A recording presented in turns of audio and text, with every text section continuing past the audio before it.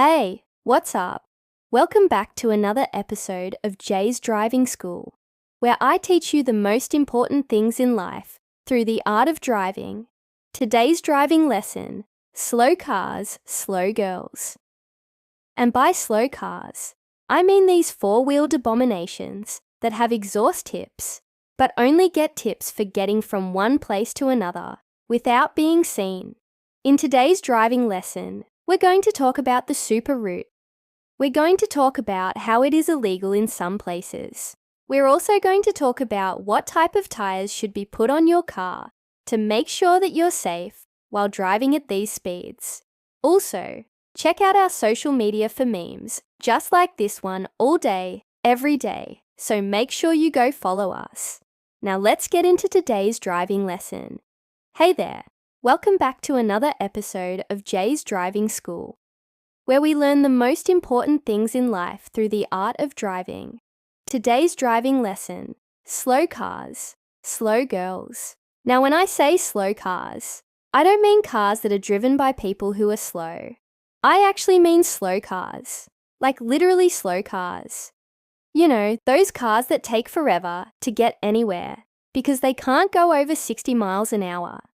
And then when they do go over 60 miles an hour, their engine sounds like this. It's not just the engine that sounds like that. Their whole car sounds like that. These cars aren't even trying anymore. They're just trying to get to one place to another without drawing any attention. That's why they got the exhaust tips though. Just trying to cover up the fact that they got no power. And if you got one of these cars, there's a good chance your girl likes to ride slow too.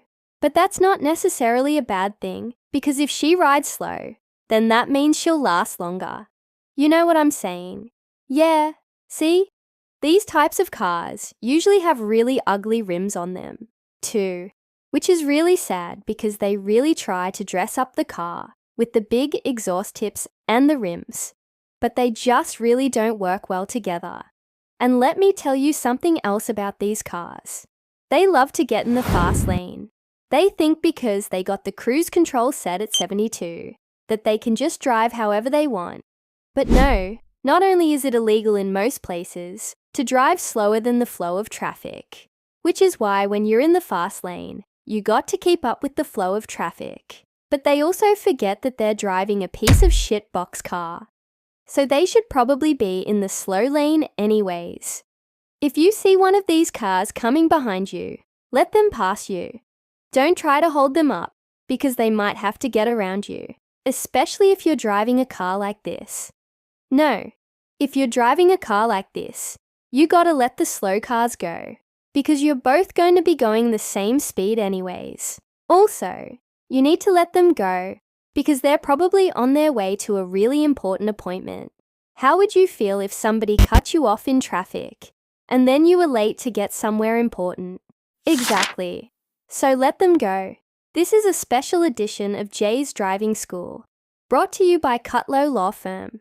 Hey, have you been injured in an accident that wasn't your fault? Then call the Cutlow Law Firm today. They've won millions of dollars for people just like you. Plus, they're super nice and will treat you like family. The best part, they don't get paid unless you get paid. So call the Cutlow Law Firm today and get the money that you deserve. All right, class back in session.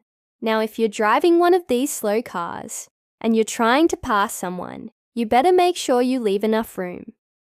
This isn't like passing a regular car where you can squeeze by them.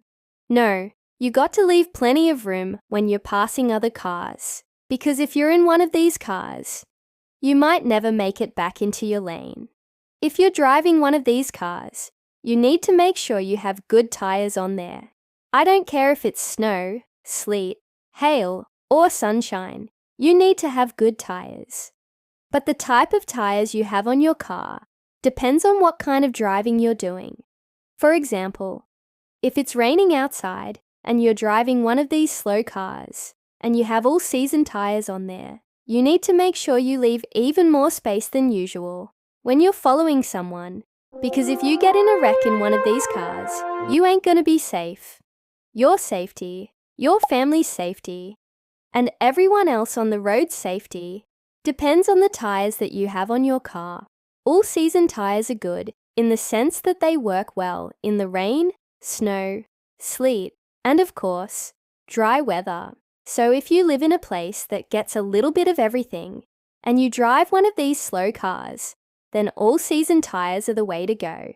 You don't have to worry about your car handling differently in the rain versus snow versus dry weather. All-season tires are the perfect tire for you. Another benefit of having all-season tires on your car, especially if it's one of these slow cars, is that they have better traction. So if you ever hit the gas pedal by accident and your car starts to speed up faster than you want it to, all-season tires will help your car stop quicker. So if you're looking for tires for your slow car, I highly recommend all-season tires. Some people think that having a slow car is a good thing because it gets them from one place to another without anyone knowing about it. It's true, they do get from one place to another without anyone knowing about it, but it's not a good thing because they get there super slow. Imagine if every time you left your house, it took you an extra 2 hours to get somewhere because your car was so slow. That sucks. Now imagine if you were a girl and your boyfriend was driving a slow car. He takes you to dinner, but he drives so slow the whole time, you're sitting there hungry. Then you get there, and your food's cold. What's a girl supposed to do in a situation like that? Probably break up with him. And if you break up with him, then he's gonna be sad. And if he's sad, then my job here is done. And I hate when that happens. I really wish he would have just bought a different car, so we could have kept this channel going a little bit longer. But he didn't. So now he's probably sad and alone. And you know who else is sad and alone? Me. Well, not really. I'm doing great, but you could make me feel better by smashing that subscribe button down below. And hey, if you haven't already, go ahead and check out our new channel.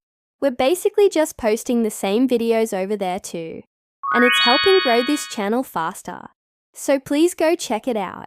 Driving in the rain can be scary, especially if you're driving a slow car, because you don't know how your car is going to handle hydroplaning. If you're driving a slow car and it starts hydroplaning, you better make sure you don't slam on your brakes. Doing that will only make things worse. If you're driving a slow car in the rain and it starts to hydroplane, you need to stay calm and keep your foot on the gas pedal just a little bit. Don't press down hard on the gas, just press down on it gently. This will allow your car to regain traction and continue going forward. If you slam on the brakes, you're going to lose control of your car and you're going to spin out. And if you spin out in a slow car, then it's going to be really embarrassing when you get back onto the road. Everyone's going to be staring at you like you're some kind of maniac. And if you're a girl, then it's going to be even worse because everyone's going to think that you lost control of your car because you were texting.